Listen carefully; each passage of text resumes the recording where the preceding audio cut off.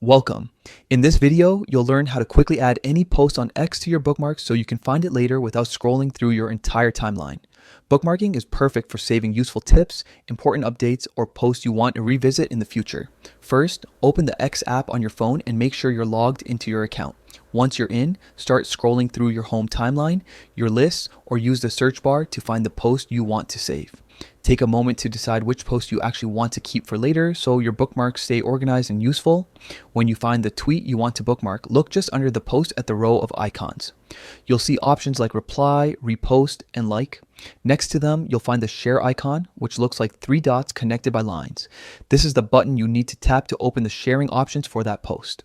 Go ahead and tap the share icon under the tweet. A small menu will slide up from the bottom of the screen or appear as a pop-up showing different actions you can take with that post. From this list, look for the option labeled Bookmarks. Once you see it, tap on Bookmarks to save the post. As soon as you select Bookmarks, the tweet is instantly added to your Bookmarks section on X. From now on, you can open the side menu, tap on Bookmarks, and that post will be waiting there whenever you need it.